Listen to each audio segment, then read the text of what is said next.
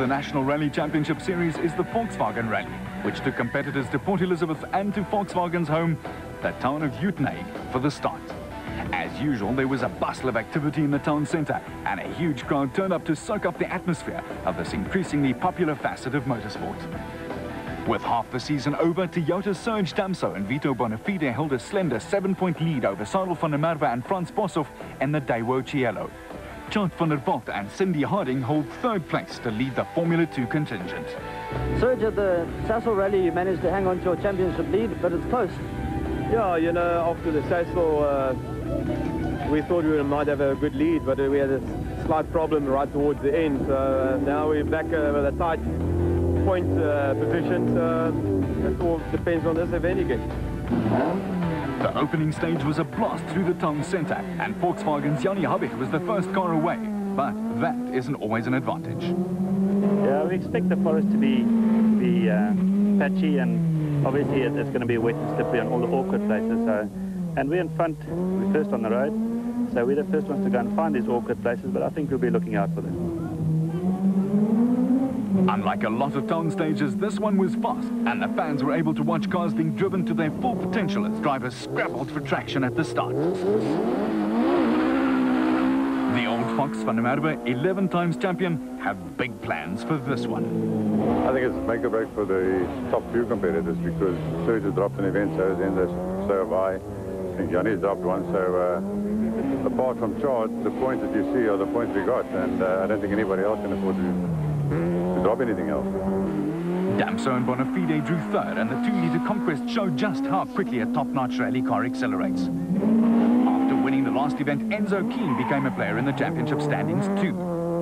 Championship-wise, we can't really make mistakes, but you know, it will be a difficult event. We'll have to see and get to the end, and also try and stay ahead of, because the competition at the moment is quite fierce. You know, you've seen this year a big change in rallying, where you come to the end of a day's rallying and there's 15 sections in it. You know, it's something that hasn't happened in the last 10 years, and therefore the pressure is really on the front runners.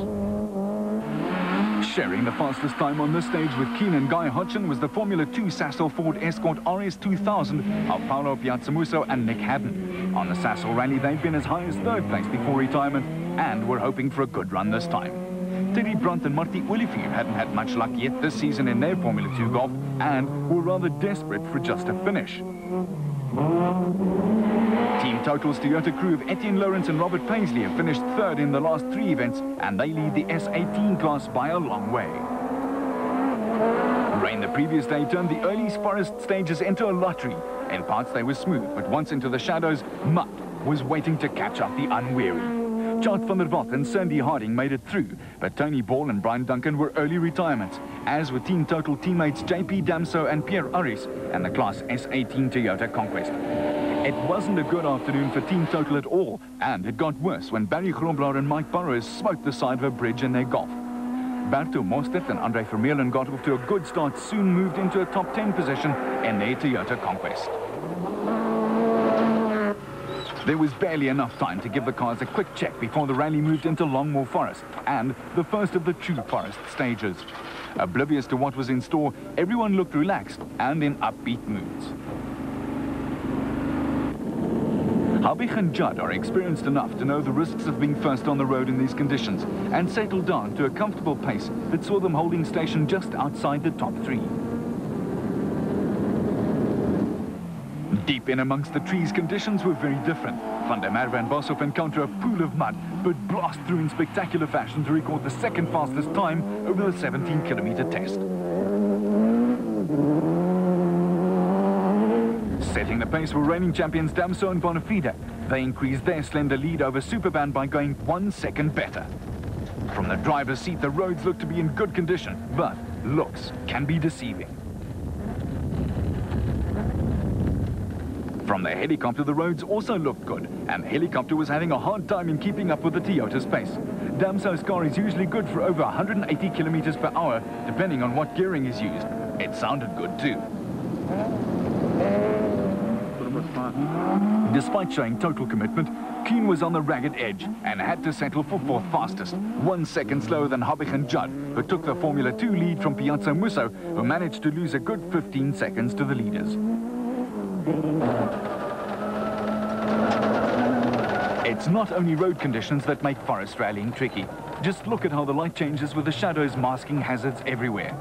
Although they lost a bit of time, the Ford was still showing a good turn of speed, even though the roof-mounted aerial had whipped back and shattered the rear window.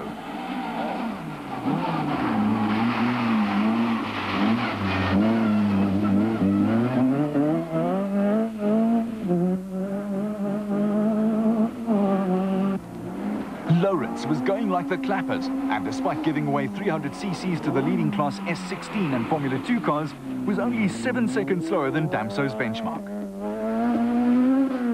A man who has an extraordinary amount of mechanical sympathy for a car is the amicable Tjaart van der Walt. He's finished every event of the season so far, but this stage almost caught him out though, and he lost over half a minute on the leaders. After a cautious start, Brandt and Olivier were going smoothly in the Jimco Golf, which is running in a low-cost Formula 2 specification. After missing the opening event, they haven't had much luck so far this season. Heading the no-holds-barred Group N category were Dean Sanders and Graham Hooper in their virgin white Toyota Conquest RSI. But chasing them hard was the husband and wife crew of Ben and Isabel van der Westhuizen and the championship-leading Daewoo Cielo. Van der Westhuizen is an acclaimed master of muddy conditions and was content to sit back and apply pressure to Sanders. Once the rally settled into a pattern, Marius Loepscher and Derek Sullivan held third in Group N with their Toyota, but it was close as less than 2 minutes separated the trio. Further back was the team total golf of former circuit racer Gijs Klein and Tricia Evans. They weren't taking it easy, their gearbox was taking strain, and the real test of the event was still to come.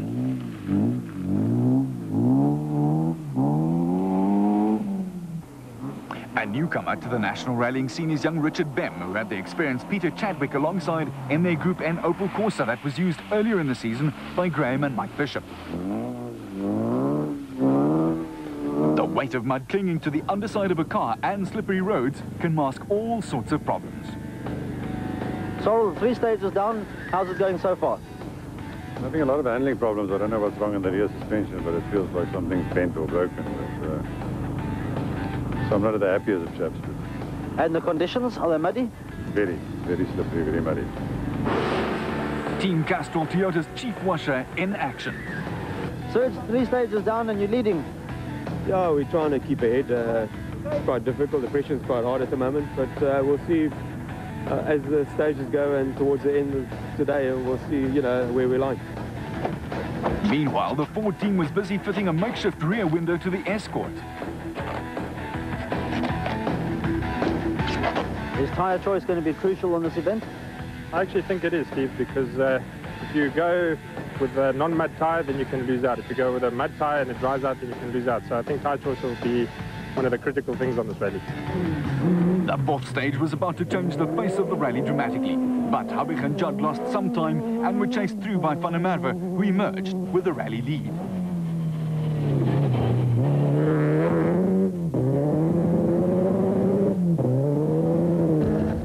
Damso and Bonafide were going well too, as the in-car action shows. Then, a side shaft broke halfway through, and while they were limping to the finish in one-wheel drive, the other also broke, leaving them stranded and out of the event. All they could hope for now was that Van der Merwe and Boshoff wouldn't make the finish. Damso's demise elevated Keane into second, and he'd seen the Toyota stranded, so set about getting the lead before the Daewoo team issued team orders. Piazza Musso was also flying along. He was determined not to let Habicht build up the big lead in the Formula 2 class. But he clipped an earth bank and speared off the road.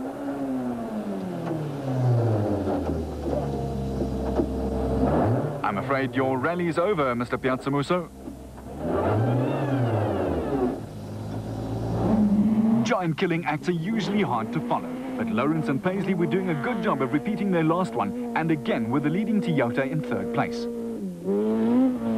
After his customary cautious start, Van der Walt was starting to pick up his pace, and they moved up to fifth after claiming the fifth fastest time. Pressing on, but to no avail. Brandt and Olivier became another statistic when their gas gearbox failed and put them out of the proceedings. With cars dropping out rapidly, it wasn't long before lesser-known crews were holding station in the top 10. Mostert and Vermeulen moved up to 7th, but lost out to local traffic cop Keith Coleman's mustard-coloured Golf, which crept into the top 6.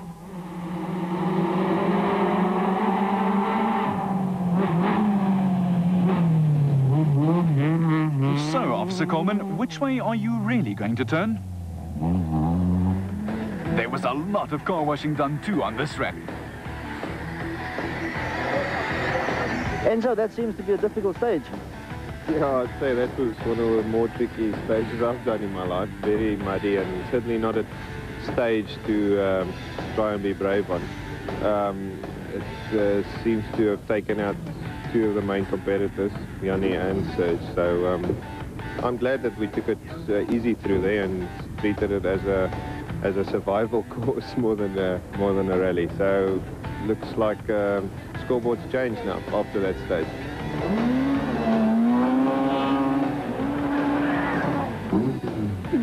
And special stage continues on Supersport. 2 tarmac stages wrapped up the first day of rallying, and again they proved to be popular with spectators. Drivers were obviously pleased to be out of the power-sapping mud in the forests and revelled on the smooth tar and fast straights of stage 6, which was back in Uitenhage. Habich and Judd had set the pace on the last dirt stage, but Supervan was back in his stride at the head of the Daewoo team train and took the stage win by just a second from Keen.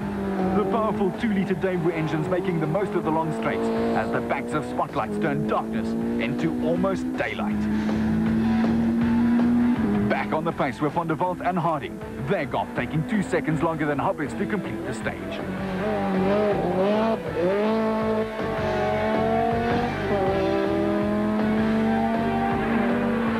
Close racing. Lawrence was trying hard to keep Habich from snatching 3rd place, but even though the Conquest is known for its agile handling, Habich gained 7 seconds in an all-out effort to get that much-wanted podium finish this time round. Well, the previous one we decided to really try 11/10 exercise on that one, and obviously it paid off. The question really is whether the car would be able to sustain that sort of pace, which I doubt, and we might do 1 or 2 tomorrow and see how it goes. As far as the last stage is concerned, it's a nice little Mickey Mouse stage, as we call them, a nice spectator stage, and that was okay. We enjoyed it, and that's about the best I can say about that stage. Next stop was a short blast in Port Elizabeth before a welcome break and an overnight stop at the Summerstrand Hotel. Mostert's pace was enough to ensure that he held on to 7th place before he grabbed the handbrake and disappeared down an alley toward the finish. Another consistent and enthusiastic crew is the Western Cape-based golf team of Pierre Goosen and Ossie de Jong. They are seen at every event and are capable of a top 10 finish anytime. After flying off a bridge with spectacular results at the last round, Keith Coleman and Uwe Koch were pleased to be holding 6th place ahead of Mostert and the Group N leaders Sanders and Hooper. Cobus Edas and Derek Jacobs don't often venture too far from their home in Cape Town, but had driven their Toyota wisely to complete the day in what was to become an unlucky 13th place. Running a close second in Group N and 9th overall was the Van der Westhuizen team, and not far behind them was the ex-Group N circuit racing conquest of Loubser and Sullivan.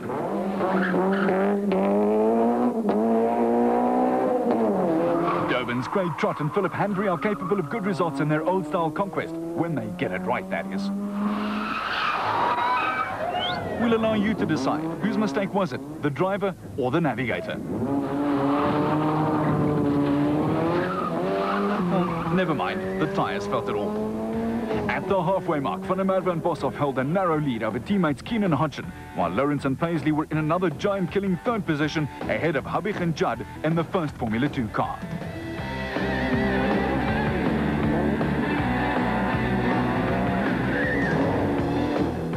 Despite the Daewoo teams running to team orders, the pace was very fast, and Van der Merwe eked out another 4 seconds over his younger teammate on the day's opening stage, which was a rerun of the Longmore Forest stages.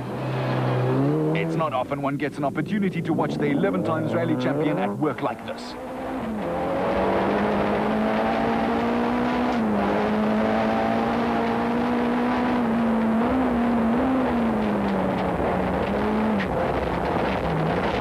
complete control.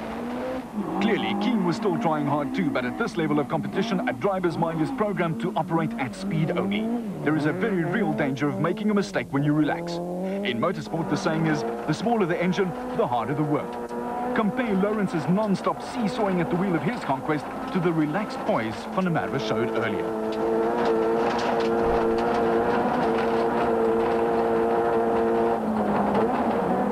Although drier than the previous day, the roads were now rougher, and exposed rocks were always a danger for those who strayed close to the edge, and some corners were slippery, as Habig found out. Next along were Van der Walt and Harding. They too found the corners more slippery than expected.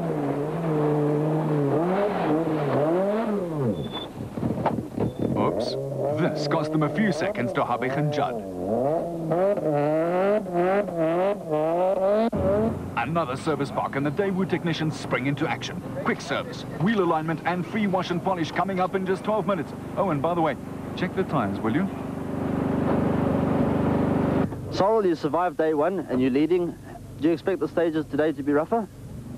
I think probably so, yes, because it was so wet yesterday. It's probably a, well, as we saw on the last stage, it's like a middle maniki with deep ruts on the side, and it's corrugation and mud and God knows what else. So I think today will mainly be a day for survival. In a testimony to good preparation standards, the Lawrence Conquest needed little attention. I'll keep up my pace to try and keep Habig behind me. If he catches, I'll let it be. But I'm driving as hard as I can without taking any risks. Mud clinging to the inside of wheel rims creates a lot of wheel vibration, but wasn't affecting the Group N leader. Dean, you're leading Group N and you're in 8th place. What are these conditions like for a Group N car? They're not too good at all, Steve. They, you know, without the limited slip dip or anything like that, the car's just all over the place. This last stage wasn't too bad, but stage 4 yesterday, which we're repeating now, was unbelievable. It was like an ice rink, basically. Our man on the spot, Steve Wicks, getting the inside story. The battle for line honours in Group N was still close, and Van der Westhuizen wasn't far behind. But that was soon to change when Sanders slid off the road and lost 20 minutes before rejoining, which put him well and truly out of the contest. Now, Van der Westhuizen was leading the category for Daewoo, and as Coleman had retired in special stage 8, they were in 7th place. Behind them was still Loepscher, and he wasn't about to take any unnecessary risks at this late stage of the game.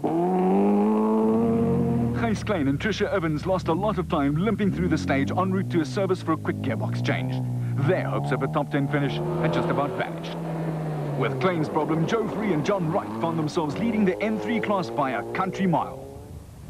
Young Bang was giving a good account of himself on his national debut, getting faster and faster as the rally wore on, and held an impressive 4th in the Group N class. Chasing him were Alan Worms and Ashley Giereke in a similar 1600 Corsa. Back at the service park, Van der Merwe had a slight altercation with a Michelin tyre truck. Fortunately, the Daewoo service vans are equipped to deal with just such emergencies. Yeah, and a service van is a critical ingredient of a rally team. What goes into a typical service van? Well, we see it as a moving workshop. In other words, when we come on a rally, virtually our whole workshop goes into a service van. And there's not one item that you can say is critical. Everything is critical. Because it has happened quite often to me that you tend to leave stuff at home because you don't think you're going to need it, and then you need it. So we try and cater for every little bolt and nut on the car, bar like a spare engine. So apart from a spare engine and a spare body shell, virtually the rest is in the service van. Obviously, apart from the parts that we carry, the vehicle is also rigged with a generator for power. It's rigged with a fuel pump so that we can pump fuel into the rally cars.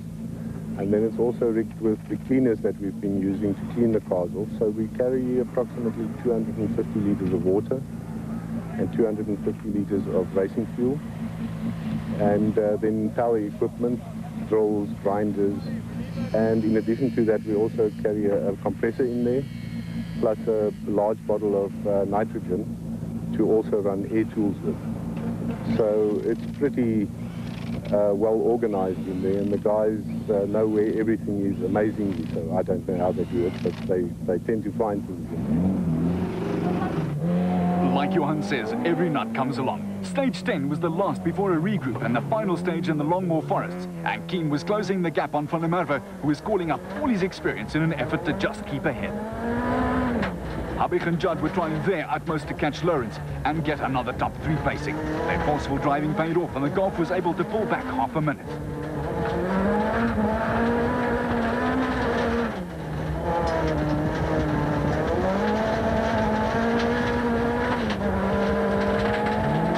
Team orders or not, Keen was flying and won the stage by 4 seconds. One mistake from the elder statesman of rallying and the lead could change. Action man Lawrence wasn't about to give third place to Habig without a fight, and with 2 gravel stages left, the scene was set for a thrilling fight for third place. Lawrence and Paisley have mastered Class S18 this year, and there are rumours of them moving into the top class next season. If it does happen, it would be a just reward for the hard-trying Italian pair.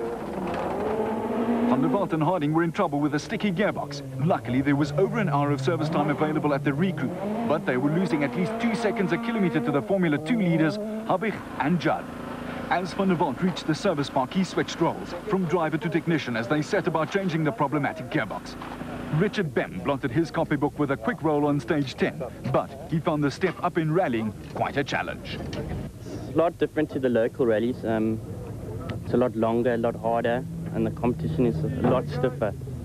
I'm finding it very difficult because it's hell of a wet, and the roads are very different to the local events where they're mainly amongst the wheat fields, and here it's in the forest where there's pine needles and the roads are very, very tight and slippery, and if you go off you can go down the mountainside in a big way. During the morning, Mostert was having difficulty with his clutch, and it was bled and checked during service. He was on his way again, still settled in 6th place. Now, Van der Westhuizen was piling on the pressure, although it seemed unlikely that the Daewoo would be able to make up much time on the ailing Toyota.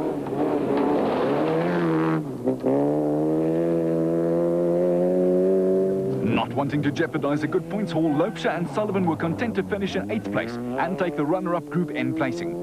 De Jong and Goosen, though, were making up ground on the Toyota and had moved ahead on stage 10. Now their target was the Van der Westhuizen crew.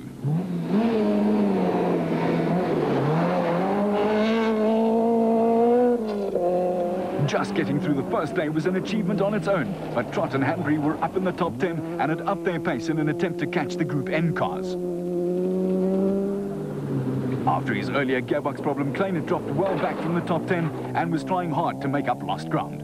One man really throwing caution to the wind was Sanders. Quite simply put, he had nothing to lose and everything to gain.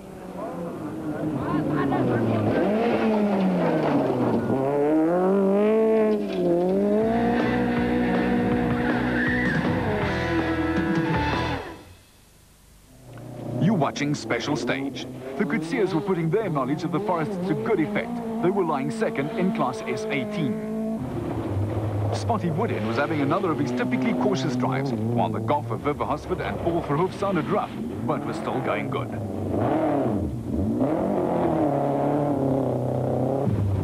After some panel beating, Bem was back on the pace, but had lost places to the similar car of Worms and Gericke, who seemed rather unhurried.